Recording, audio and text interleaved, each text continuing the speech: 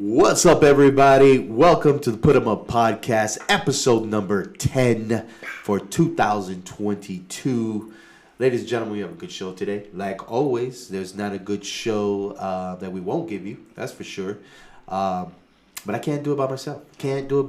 I'm going to have to introduce you to the man that makes this all possible, Mr. Patrick Regalado. What's up, Mr. Frank Morejon? How are you, man? Good, man. Hanging in there, man. It was a hectic day, man. I mean, I started Jiu-Jitsu at 5:30 this morning. Oof. You know, it took an hour and a half of that, and then straight from there, I had to deal with daily chores. Oh my goodness. Yeah, and then the kid goes into jiu-jitsu at 5:30 in the afternoon. So you're doing jiu-jitsu 2 a days now. Oh my God. Yeah. Is that why I'm seeing you in shape lately, huh? Well, I'm trying, man. I got to lose that weight, man. I got a man. wedding to go to, so I got to drop at least 20 pounds.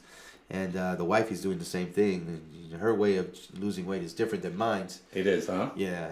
No, Isn't your way of losing weight with a couple more desserts and a couple more... No, my way of losing weight is the actual exercising. There you go. And but you know, desserts is what's killing me. But speaking about desserts, who do we have today as a guest? Because they say he's nice and sweet. Is that what they say? Yeah. You know, this is the reason that I love doing this show. Okay. Because, again, we just don't do that normal show that everybody looks at. And I agree. Different, the perspective and everything is different. I'm excited about the kind of show we've got on today. Ladies and gentlemen, from the Florida Boxing Commission. If you have been to any show in South Florida or in Florida at all, and you've never seen this guy judge, you're nowhere. Ladies and gentlemen, Mr. Elian Rodriguez from the Florida Boxing Commission. What's up? What's up? Thank you for showing up. Hello, sir. How are you? How are you, Regalado? Thanks for hanging I out. have one question, Thank man. you. What's going on with these glasses, man? Oh, man, listen. I mean, since the first time I saw your man. first show, I'm like, what's going on with these glasses? Yeah. Man, there's no sun here. Here's the deal. I'm going to try to get a glass sponsor so we can pay some of our bills because every 7 minutes we got to go to a That is conference. hilarious. Fair I enough. think you're the first guy that we announce the show and he like hits you with a question about the glasses. Because the questions are: is he high? Does he smoke? What the hell is the problem? I want to know what's going on with the glasses, right? And you know, it's these damn lights. Look at all these damn lights. I can't see anybody. But it's not about me today, brother. Whoa, it's about you. Turning We're the gonna talk tables about right you. away. Now, just to clarify, you're a representative of the Florida Boxing Commission because you are a judge for the Florida Boxing Commission. Correct. You're not part of the committee. You're not part of the body itself. But you are one of the entities of that committee. You're the guy responsible for when there's a pro show and you're judging. You know, decide who the winner is, right?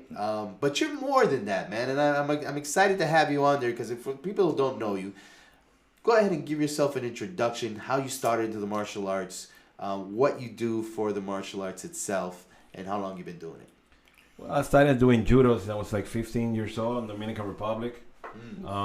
Started doing Brazilian Jiu-Jitsu when I was like 21 or 22, around there. And then, you know, it's been part of the business for the judging for, who knows, I don't remember. I think it's 15, 20 years, something like that, you know? Yeah, Oh. I remember you. As far as you know, not only you see me helping all the pros, you know, you see me refereeing Brazilian Jiu-Jitsu, you know, and I support most of the amateur shows that you see around. I try to, when I can, I go, you know, I'm a good supporter of the amateurs because I've seen some guys going for an amateur that have going through pros, and wow, you know, I see in kids that I referee jiu-jitsu since they were very young, and their parents close to me. Oh, that's my kid fighting now, pro. I'm like, oh my God, I'm getting old, you know. Yeah. That's crazy. Yeah, So- that happens to me once in one show there in Fort Lauderdale, and the mom came to me. She goes, oh, this is the kid that used to referee you, and then nag or something like something. I'm like, oh, now I remember the kid. I knew him, you know, and he was just like a regular kid fighting. That's crazy. Jiu-jitsu, you know, and it makes me feel good, you know, that I'm still in the sport, helping the best I can, you know. Yeah. You mentioned that you referee different. I mean, you judge different type of fights. You know, the MMA and the jiu-jitsu. I'm also do boxing too. So, in order to judge these different type of combats, you have to at least have some kind of knowledge of the combat that you're judging. I mean, how do you diversify yourself so much as a judge? I will say I've never done any striking sport, you know, in general. Always been a fan of the striking sport, Right. you know, but I'm a martial artist myself, you know. I have a black belt in Judo and also a black belt in Brazilian Jiu-Jitsu. But I'm a fan of the sport. The same way I watch MMA is the same way I watch boxing. Beautiful. You know, and I watch kickboxing, and actually my first judging was an amateur, was kickboxing, because in those times there were not amateur MMA. Right. That's how it started. I started with I remember John Morrison from ISKA was the one that, hey Elian, I would like for you to start doing I used to referee jiu-jitsu, Right. which is help you a lot. I think refereeing jiu-jitsu has helped me a lot through my judging career to sometimes understand a lot of positions when the fight's going on in the cage, and it's because some rounds are actually very close, you know, and you use the knowledge that you'll be doing referee. It gives you that extra edge. Yes, doing referee is very important. I still doing it. Sometimes I'm doing a pro show. I'm a Friday night and I'm 8 in the morning. I'm doing referee from Brazilian Jiu-Jitsu, you know, and grappling competition. And I think these kids doing very, very things that are wow, man. That's not a blue belt now, you know. Wow. There used to be black belt only doing that at my time, you know. But it's very important to watch. For me, it is. For you know, people have different opinions, fine. But for me, it's very important to keep learning jiu-jitsu and keep refereeing jiu-jitsu because it helps a lot. Especially when you're doing the MMA. When you are judging. And MMA, yes, it does. Plus, like I told you, also I watch a lot. I'm a boxing fan. Also, I think I started doing martial arts because I remember my father used to take me to watch boxing. You know, when I was a kid. You know, I was a young kid in Dominican Republic. Yes. Cool. I tell you what, we're gonna get more into the conversation. I'm gonna go a little deeper into his history and what we do. We're gonna talk about all his drug habits and alcohol and his DUIs, just to light up the conversation a little bit. But don't miss it. Check us out. We'll be right back. Don't See go you all anywhere. at the fights.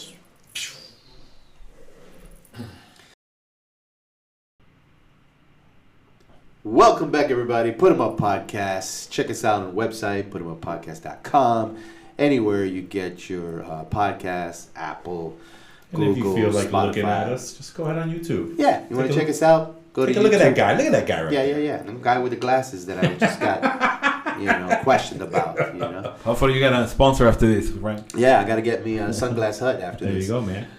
So, we're talking today with Elian, who's basically, again, we're bringing you people in the state of Florida where you now can see their faces. If you're on YouTube, you can match the face with the name and what they contribute to the sport of MMA. And even with him, it's even with BJJ, Brazilian Jiu-Jitsu. So I wanted to come on board because I want to get his perspectives on how people are judging fights nowadays. We went to a show, me and Patrick, over the weekend, and I believe you were there too at the Rise show.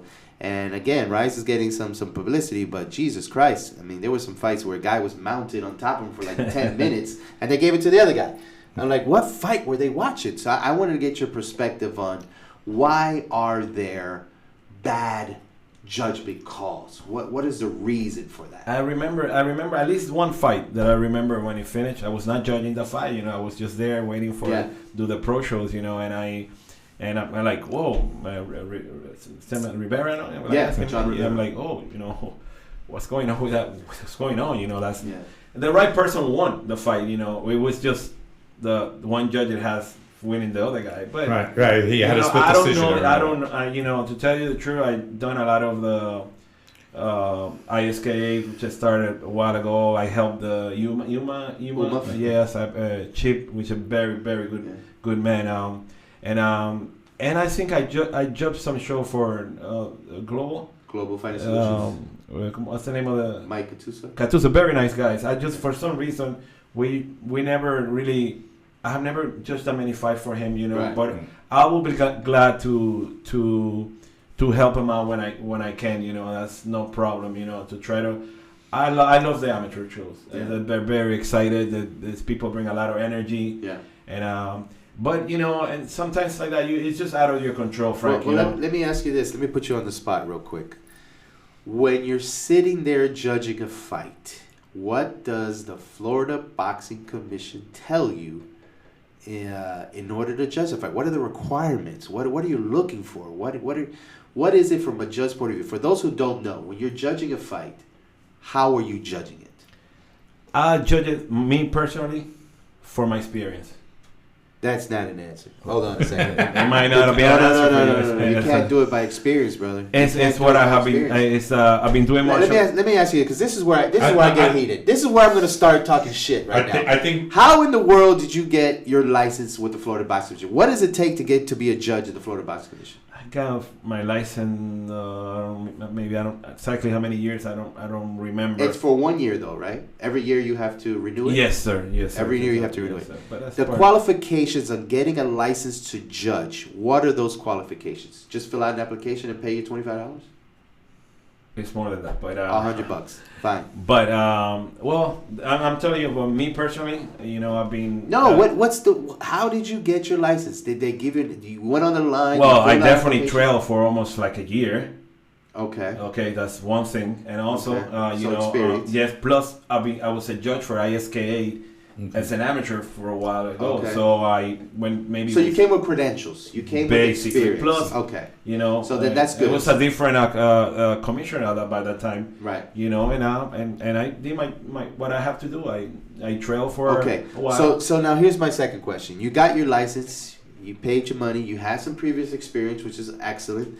So that was a no-brainer to give you a license. But even if you didn't have experience, you paid for it, you're going to get it. That's the bottom line. But here's the deal. Now that you're a judge, what training has the Florida Boxing Commission given you specifically in order to judge these fights? What training have they provided you with? Well, I know that they do some, how do you call it, conventions about WBC and all the other stuff. Actually, they sent some information for us to go in May, I think so, or to Orlando and stuff like that.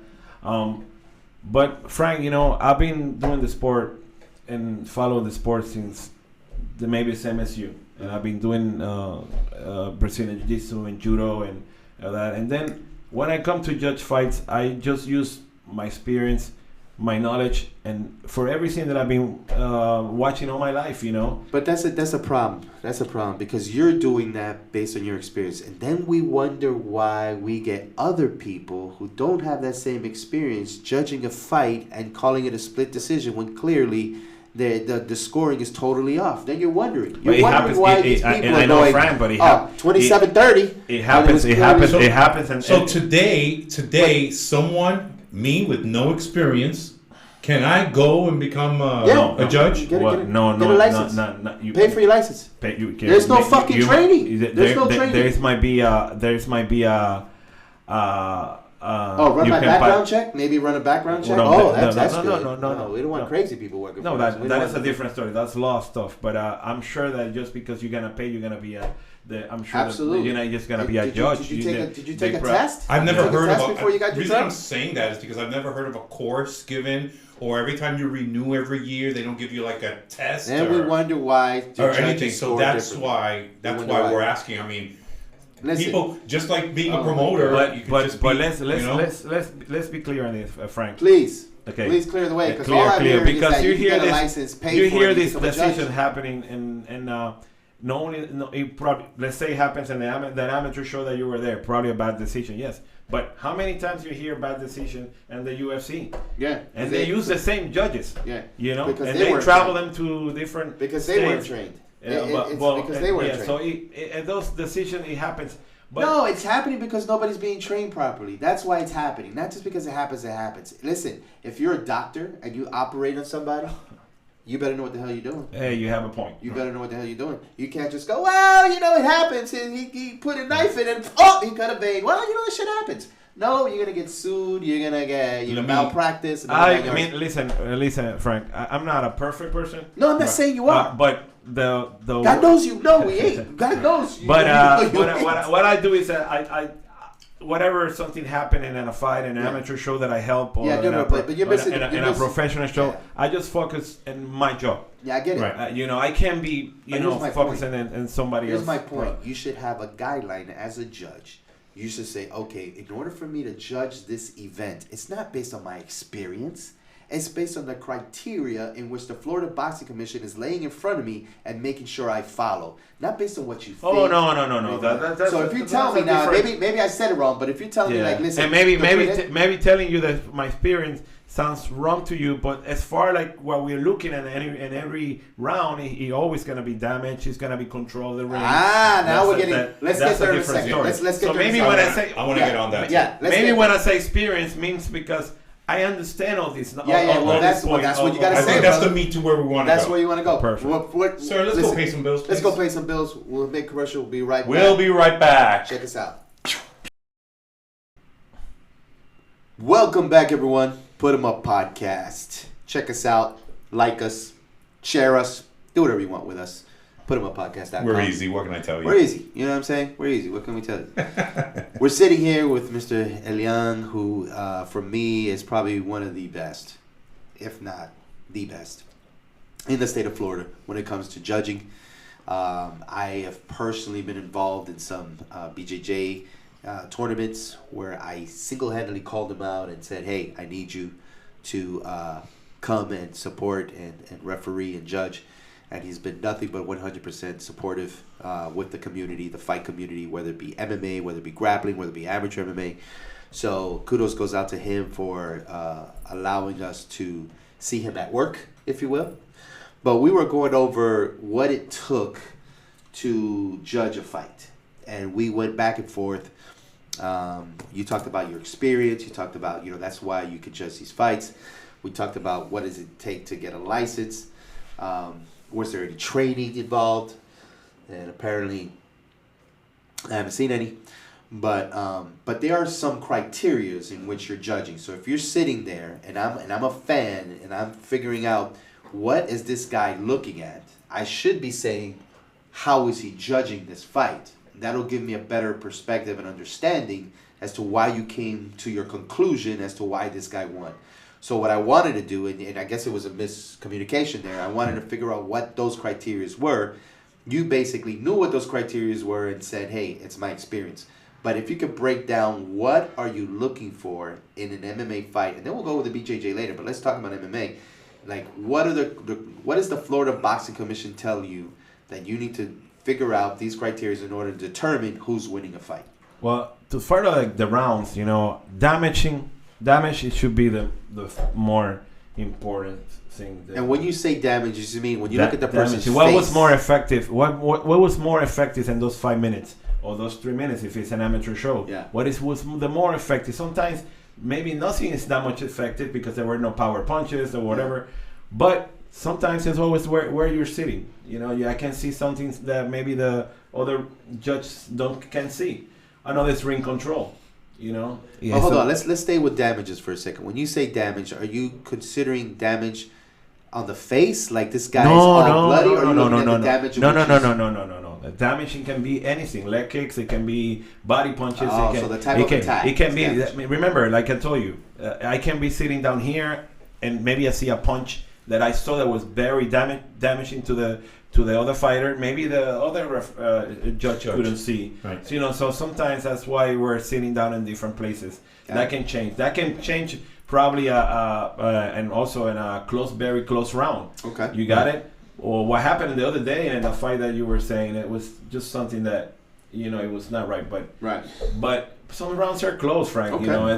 That's you can. But damage is just one aspect. One aspect. But at the end of that's for me it is a more important criteria. Why? Because damaging is what probably end up the fight. You got it? Okay. I mean, if I land it, if I get a submission that I almost get, well, you need to appreciate that and that give your. Remember, at the end of the round, you give it an opinion of what your experience. That's why I go back to your experience. Right. Tell you to every single aspect of how you judge a round. Give you your experience to say, okay, well, I have to give a winner. there's no draw. Right. You know what I'm saying? Yeah. I mean, you have to give a winner to the round, and that's how I basically. Is there something called ring control or cage control? Yes, that's what I want. Some rounds are probably not that much punching, and some rounds are like people just grabbing each other and this, and it's a lot of nothing really. It's a lot of grappling involved. Maybe there was not that much punching, but okay. So at the end of the round, it doesn't matter. You have to judge the round. Yeah. It doesn't matter if they stay 10 minutes just doing grappling. So what it brings you back. So what do you thought it was a more who was the most aggressive? Controlling the best, and jiu-jitsu help you a lot when those rounds are like that. Yeah, because I think Royce Gracie has proved that in the beginning of this stuff that you could be at the bottom and still win. Yes. In the eyes of those who don't know BJJ, you may think he's losing, but he's actually he's probably doing things that you can consider that are very effective, and your experience help you. Yeah. Because you're watching jiu-jitsu, and then there's rounds are gonna be close. You know, I have some a lot of rounds are like, oh my god, it can go red. I've been in some fights that are like, you know what, I might be the old man out, and I'm happy with my decision. Yeah. You know, sometimes I don't. You know, if you see my record, most of the time I'm not the man out. You know, but doesn't matter. Even the ones that I've been out. It's fine, you know. I'm happy with my decision. I'm not gonna change my decision and say, "Oh, I was wrong." I think that's what I felt. My heart told me, and my experience and what I saw in that round. That's what I think it was. Okay. So let me ask you, judges, okay? Because everybody's an individual. Do judges have their own style that they're looking for? Maybe some judges look for aggression. Maybe other judges look for the defense. Maybe other judges look for all these things, they come into play. What kind of judge are you? What do you look for specifically? Are you looking for the offense? Are you looking for the defense? No, because some defense are pretty good.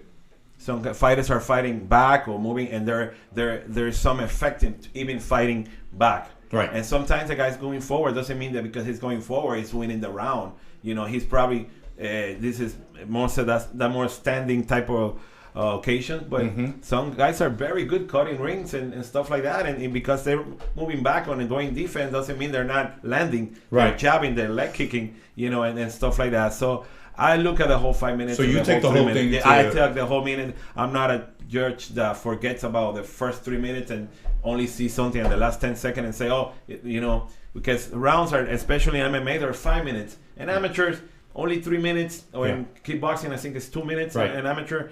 Or even when I do judge boxing, you know, it's a lot shorter the round. But in MMA, in 5 minutes, I think I should have a winner of the round. Good idea. Even if it's a close round, and then that's my job.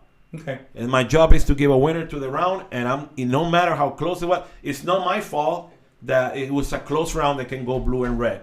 You know, that's their fighter for it. Right. That because they made it a boring round or whatever it is. I've been in a lot of fights that the guy had won the first 2 rounds in a boring way, but then the other guy wins the third round, and the whole crowd is going crazy. Well, I'm like, oh my god. They're gonna flip out when you give them that decision. But this is a round fight. Right. This is not a whole fight, and then that's the rules. Yeah. If I'm following the rules. Yeah, and I think he does a great job doing that. But we're gonna go a little bit more deeper. Right. But you know, we're gonna do that. Are we paying more bills? We're paying more bills. Are they not accepting my IOUs? They're not accepting your credit, your IOU, or nothing, man. Nothing, huh? We have to go another commercial break, people. I'm gonna pay the break. But trust me when I tell you, this next segment, I am gonna dissect this gentleman's job responsibilities, if you will, and he's gonna have to answer some tough questions. Let's see how he handles it. We'll be right back. Be right back. Welcome back, everybody. Putemup Podcast. Check us out on every social media channel, everywhere you get your podcast. Check out the website, putemuppodcast.com. We're sitting here today talking to Elian Rodriguez, who basically is a judge for the Florida Boxing Commission, referee for a lot of grappling events, pro events, and everything else. I mean, the guy has full of knowledge, and I wanted to bring him on just to get an idea and a concept of what does judging actually entail. How does that licensing thing work? But of course, we get into conversations about, you know, MMA and boxing. We just left off with like Jake Paul fighting You give him props. He had me and you talking about him right here. Yeah, absolutely. And so listen, he's doing something right. Yeah. YouTuber who knows how to make things. He makes his own company now. He runs his own things. He runs his own show. He's. But we're from Florida, friend, and any comment that I would like to say is about all the amateur shows. Yeah. Listen, I know all of them, all the promoters. They do their best to do a good show, and I'm happy because Florida is a great state for MMA, and we got all the fighters. Yes, and we got the fighters and the promoter. They work really hard, schools. and all of them. I'm good with them, and I help the best I can. I mean, I think I'm probably the only. I don't know if the other judges do professional, but you see me involved in the amateurs and stuff like that because I love the sport. I want to help the sport, and I want all the amateur shows to grow, and that's very important. How they grow, maybe bringing the best people to work around them and to get better and do better for the show. Yes, I agree with that. And that's very important. Those guys from PFL and 305, Global, whatever, Rice, all of them, very good people. I wish them the best. Daniel, I just did his show last week, and it was great. I did the amateur show for them. And I hope they keep growing and growing because the amateurs, I see them, a lot of people fighting amateurs become pro and becomes pretty good. And then that's very, I feel good about it when I see these guys that I've been seeing them fighting amateurs and become pro and do very, very well. Terrific. And you see that a lot, and you see a lot of shows, a lot of local shows, I see you giving props to a lot of the promotional companies, especially those that you've done some work for, which is great. But on your level, as far as judging, do you look at a guy that's judging and to yourself say, what the hell is this guy doing in that seat? Well, let me ask you this. Amateurs, go to their point. You don't need a license for amateur judging, right? Well, that's the point I'm trying to make. That's exactly the point I'm trying to make. I mean, so what the hell is that guy doing in that seat? Well, I just focus on No. Hey, listen. Everybody has their internal thoughts. You see that in boxing. When you see boxing fights, you see that when you're watching the UFC. Is that his way of taking the fifth? That is what he's taking the fifth. I got you. You see that. You see that when you see boxing fights, and you're like, what, and they. That's what can I do? It's like but to your point, I'm going to tell you this. I'm going to go on record in saying this. I get it. Like amateur MMA was put on the calendar for a reason. And for those who know the statistics, before in the state of Florida, you didn't have to do amateur MMA. You can go straight from the street to do a pro show. And then remember, before they couldn't strike when they were in the ground. Yeah. Right, ground and got right. Remember that. So it grew, and then that headgear came off, and then the shin guards came off, and as it grows, and they try to make it as professional, as pro as possible to get them ready for pro, right? To more of a pro scenario in order to get them pro. There was a lot of changes that had to be made, but I get it. The amateur shows were created to give fighters the ability to say, hey, listen, this may not be for me. Right? Yes. I have to back out. And the statistics for that is over 50%. Over 50% of the fighters who start amateur MMA only fight once. That's it. They're gone. Some of them, there's some guys that have been. I remember Charles Rosa, basically. I remember doing a lot of his amateur fights, and now look at the UFC. Yeah, he's in the UFC. Yes. Even Caceres from here. Alex. There's a bunch of guys that I'm seeing, Jose. fights for a while. But amateurs are very good, and I think all the promoters are doing the best they can to promote the fighters. And that's the point I want to make. Listen, we understand that they're doing the best they can. Sometimes I'm a little hard on the business side of MMA because to me, some people are delusional. And to me, it's a business, right? And that's what these podcasts is about, is the inside of the business and things like that. But some people lose money, and then they sit there going, hey, let's do it again. Like, that's not, if you want to keep doing it, that's on you. But there's history that people don't look at. There's a formula that people are not following. People follow the formula of Dana White doing shows. And I've said it over and over again. MMA is a million man sport. Like, if it wasn't for the millionaires to produce the MMA, we wouldn't be sitting here talking about it. If Dana White didn't have the Faitosa brothers to support him every single year, give me $1 million, give me $1 million, give me $1 million, $10 million later, then there's like, let's cut this out. And they're, oh, you know what? We'll sleep on it. We'll get with Dan Lambert. No, remember, it's an amateur fight, and they have problems with people failing to make weight and all that stuff. Yeah. But this is my personal opinion.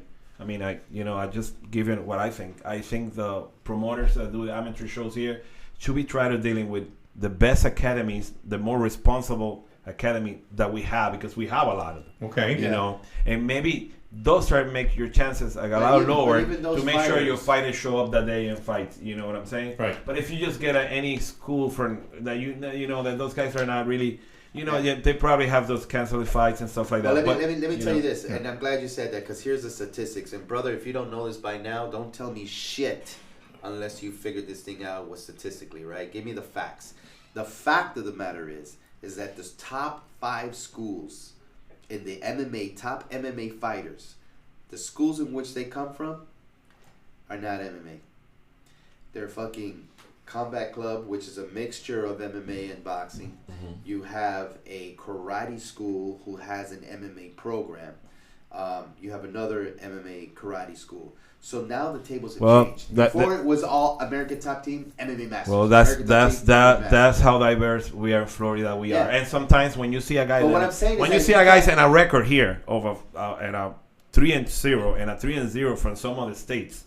They're not the same 3-0. You know, these Florida guys are very good. Yeah, but let me tell you, what I'm saying is that you can't determine what school has, reputable fighters and things like that, because right now what's teaching me is that these karate schools are coming up with reputable fighters. I'm happy to hear that. But what I'm saying is that you can't rely on the American Top Team. You can't rely on MMA Masters, even though they are already embedded in the world of MMA, and they'll give you these fights. But even they may have 10 fights, 20 fights, and you can't do an event based on just one school. No. You've got to diverse yourself. The more schools you got, the more chances of having a fight.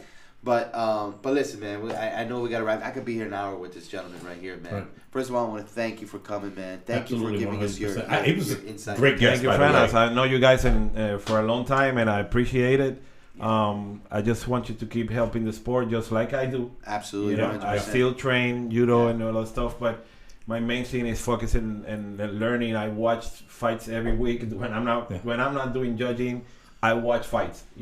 So I learn every time. I'm not a closed-minded person. I watch any contact sport. I learn, and you've been helping the sport for a while here in Florida, and I appreciate that. Thank you. And I hope that we keep moving forward, and Florida become the best state for MMA in the country. Definitely. And in the world. Amen. And you definitely gave us a different perspective on judging and how you judge personally and how judging is. I always go back to myself, because I can't control all the decisions for even when referees are, but referee has seconds to do a decision. Let me put you on the spot. We sometimes we have more time, and sometimes the referee is doing something that he might could able to keep going, but he might cannot. I'm not seeing what he's seeing. I got you. So I have to give him the benefit of the doubt always. Let me put you on the spot. If anybody wanted to contact you, do you want to give out your email address to see, hey, I need Elian. He talked some good stuff today. I need him to judge one of my events. Any way they can get in contact with you?